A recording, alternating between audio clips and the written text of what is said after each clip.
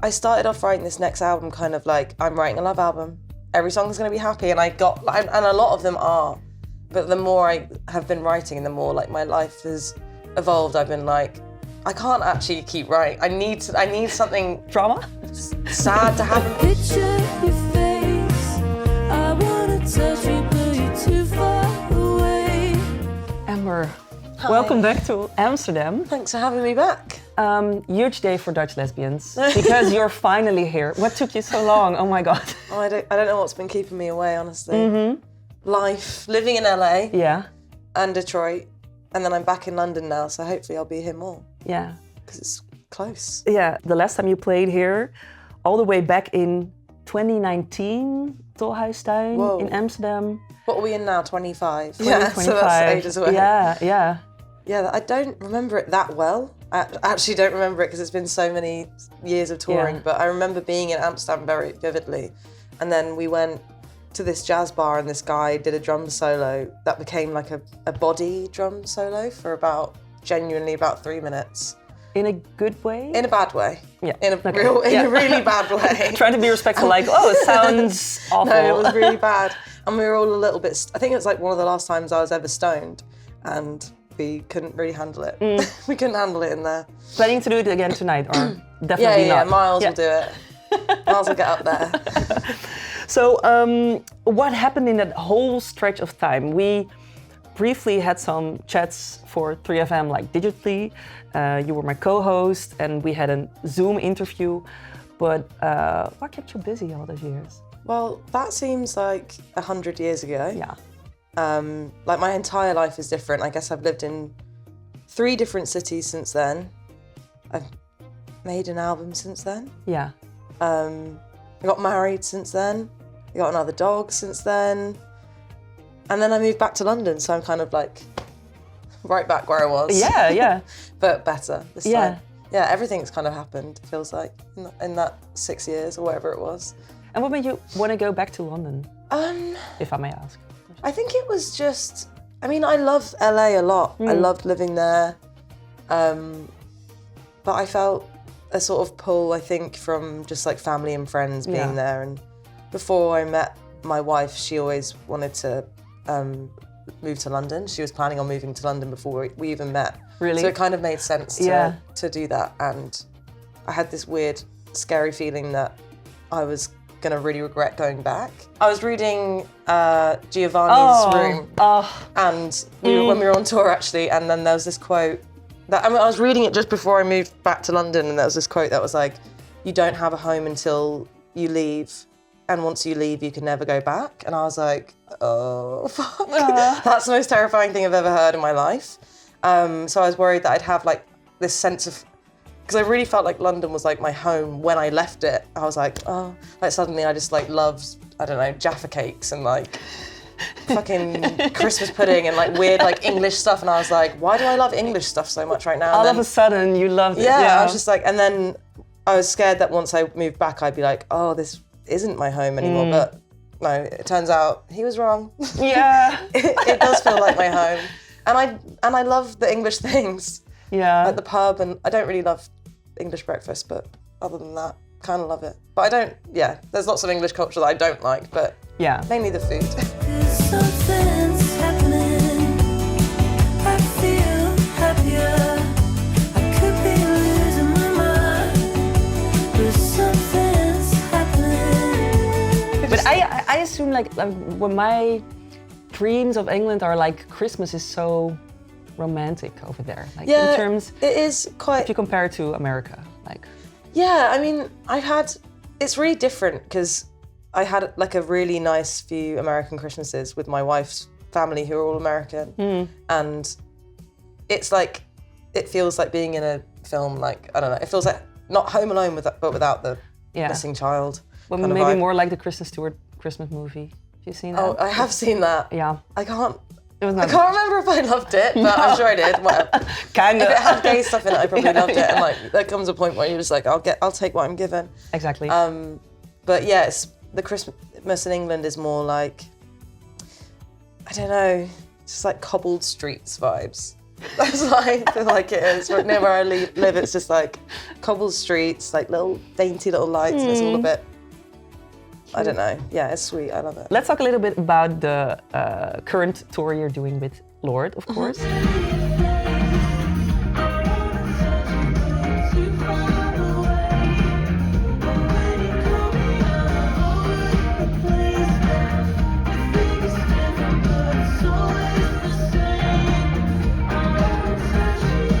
How does it feel for you to be playing this support?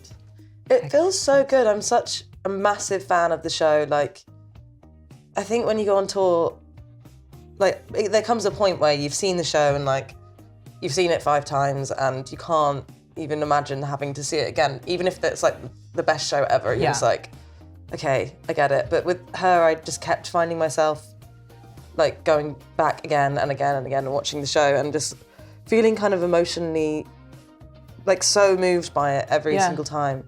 And I think it's because she's kind of an icon in the sense that she, like the way that she explores gender in a way that's so different from sexuality, it really like provides a different stage for that to be focused on. And like, if I was a young girl, like I actually told her this at the end of the last tour, I was like, if I was a young girl and I saw that, like that show, I'd walk away just feeling so included. And then I was like, wait, I kind of am the young girl in me, does feel like I'm seeing it from that perspective. And like that relieved of this pressure to perform femininity in like a certain way. And I think that she really like opens up the world in that respect. And I think the music's really amazing and her performance is amazing. Her band's great. Like, her fans are lovely. It's just like a really great thing to be witness to every night. Yeah.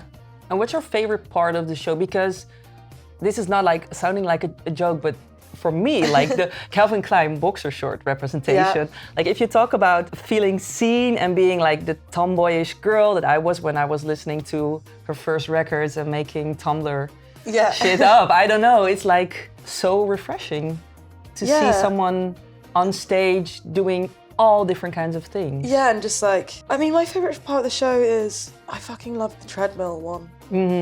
Supercut. I just love it. Like, I love the sort of fitness aspect of it, like the sort of, and like the struggle of watching these people just like cane it on a treadmill and like jumping up and down and just like, I don't know, there's something, that one always makes me cry. Yeah. I love the dancers and I just really like her vibe on stage. I think she's got a great energy. Yeah.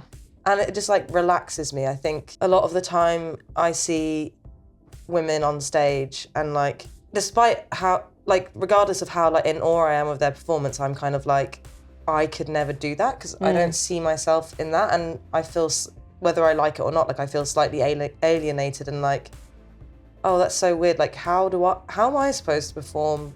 Like how you present yourself? Yeah. And like, not to make it about me, but I guess like when you're viewing like a performance, you can't, like part of how good or bad it is how it affects how you feel about yourself.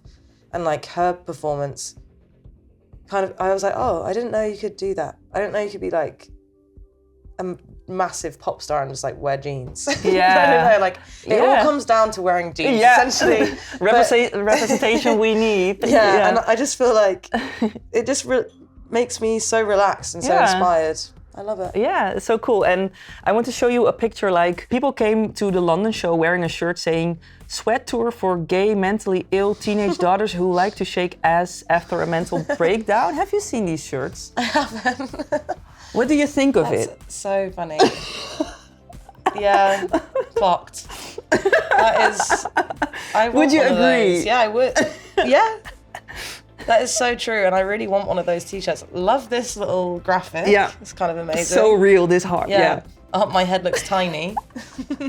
But yeah, I get, that is kind of what it is. And people go crazy to her songs. Like, I don't know, you don't think of it as being sort of like hardcore, like dance music, like potentially like the Sweat tour was like 4 on the floor constantly, like rave vibes, but people are going crazy. Yeah. And I think it's her performance, like she just really, she moves in such like a intense way that people are just like, let's fucking go. It's amazing, I love it.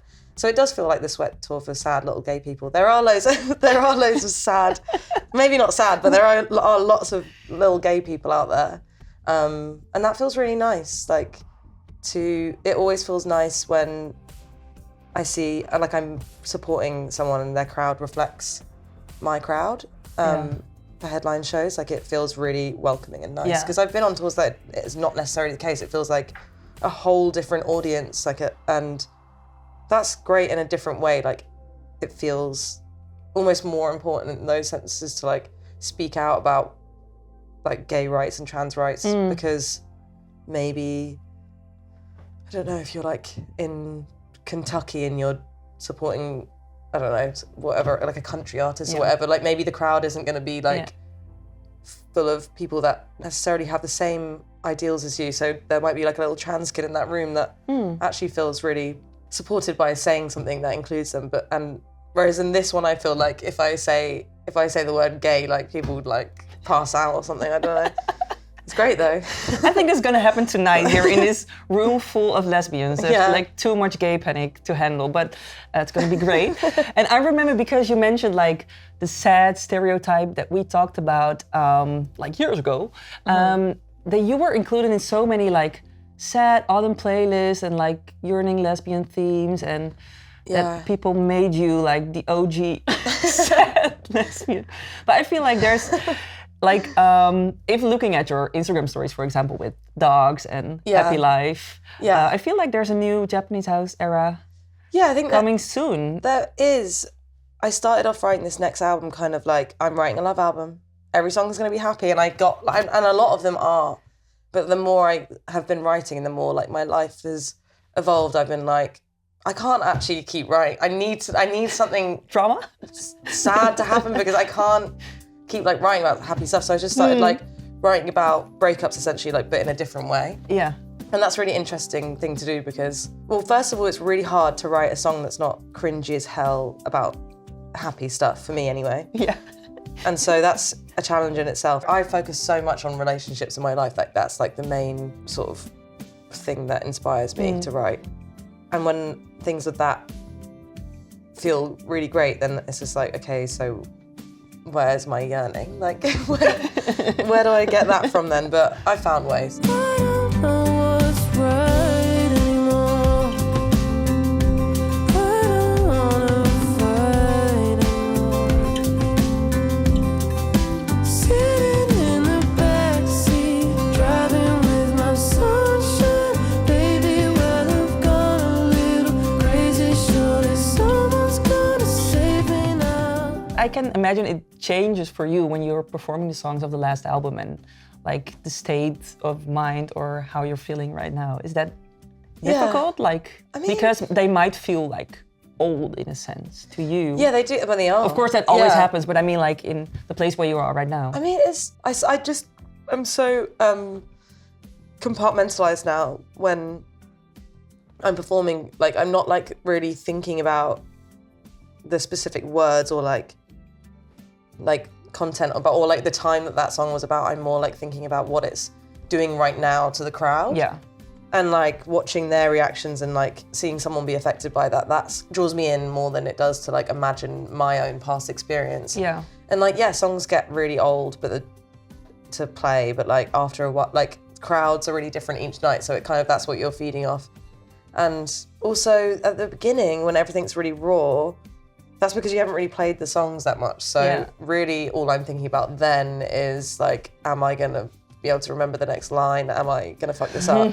So that kind of also draws you away from it. And then there's like this sweet spot in the middle when you finally just like know the songs like the back of your hand, and then suddenly you can like actually hear it for the first time. And I guess that happens still now. Like I'll be playing a song and be like, oh, well, I like this song. Yeah. Because I'm like actually relaxed for the first time playing it in ages, or like looking at someone like cry at me or something, or like really feeling it, and that kind of makes it all worth it. And can you reveal maybe a little bit about potentially new music? Yeah, I mean, there's not really that much to say. I'm writing a new album. I don't have any timings for anything really, but I'm sort of like in the studio every day when I'm home, just writing away, doing bits here and there. Like it has always taken me a long time to I write like loads of little ideas, and then suddenly I'll be like, okay, I'm locked in, and then I'll just like finish the album or last album that happened anyway. I just sort of like actually went crazy. Yeah.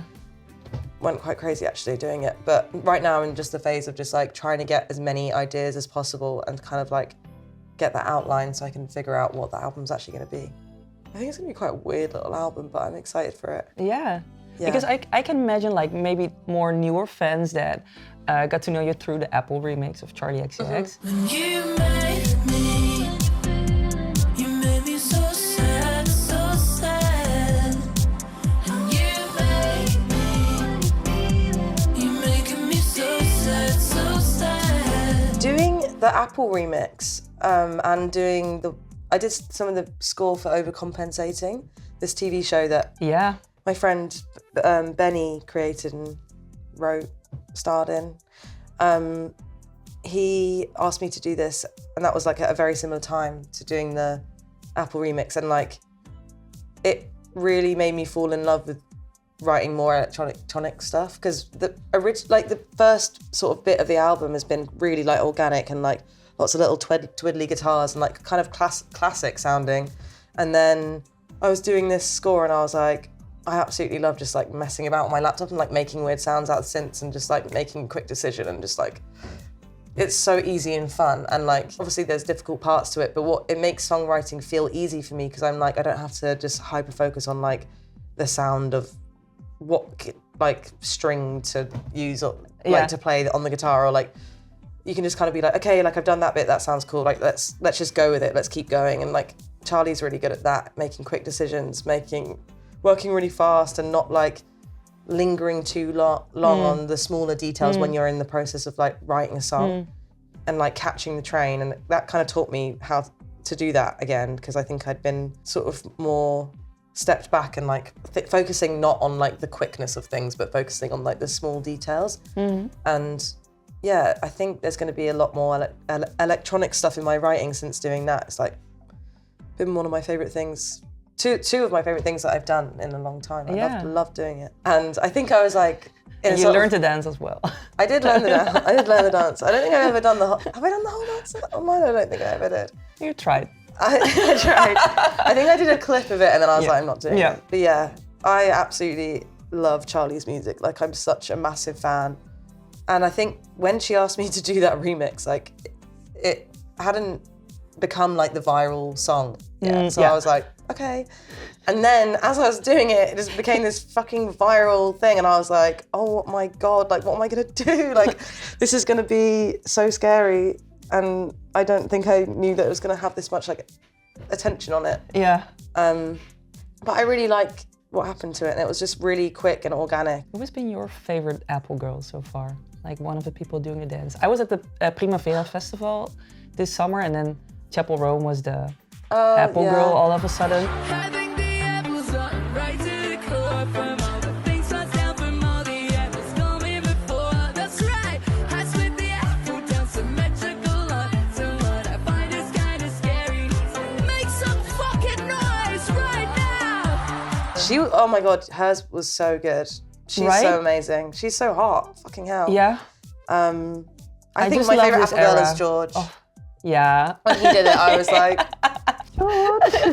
It was like the cutest thing I've ever seen in my life. So he's my Apple girl. Yeah. No. One important question I have to ask you on behalf of Lesbische Liga. We ask our icons about their queer highlight of this year and lowlight of 2025. Oh. Yeah, this is a big question. Like, as in a queer highlight and a queer lowlight, or a queer icon? You're the queer icon, I'm asking you the question, yeah. Just trying to introduce my questions. I'm so shy. Okay, queer highlight. Oh my God, okay. There's got to be like something that I'm going to walk away and be like, fuck. It can be about your personal life too, of course, but... My marriage. I thought it was more like pop culture, it had to be. Yeah. But yeah, I guess I can say my marriage is my gay highlight. Was it like a lesbian timeline moving in very... Yeah, it was quite like that, to be honest. Yeah, it was. She was living in Detroit, I was living in London, and then we met on like a dating app. And then I ended up moving to Detroit within like 6 months. So Yeah, kind of classic. classic in that sense. And then we got engaged a year after. So that's actually quite a long time in lesbian times. Yes. That's actually 100 years. Respect. And Oh my then God. Yeah. We didn't get married until like a year after that. So engagement for a year is pretty long Yeah. for lesbians. But yeah, no, honestly, it was quite quick. And so that was my highlight. My low light is like the way that it's okay now in Texas, for example, for someone to deny people the right to be married if it goes against their own political beliefs. And I guess like all the political fucking shit that's happening in the US against like and the UK and probably everywhere in the fucking world against like trans people and like denying trans people like medication and just all the like fucking shit and like all the policy. And in the UK there's loads of policies that are like trying to define exactly what a woman is, and like it's just all of that stuff. It just feels like it's going backwards, and that makes me so annoyed and makes me so scared. And actually that's one of the reasons I left the US, because I was just like, fuck being in a place that's gonna not be inclusive. And it's like, actually in some places people are allowing it to go back and actually be a more hateful place than it was 10 years ago. And it's like, what the fuck is going on? Like, that needs to not happen. Yeah. So that's my queer low light. Yeah. I wanted to end with like a positive thing, but I'm sorry, that was my bad, my question. It's because I'm just a sad little queer. Yeah. I can't. There she is again, the sad little Amber mentally Bain. ill queer person. I can't make it light. Yeah. Thank you so much. So happy to finally see you too. here back in Amsterdam, and really looking forward to the show. Thank you. Me too. I'm excited. Thanks.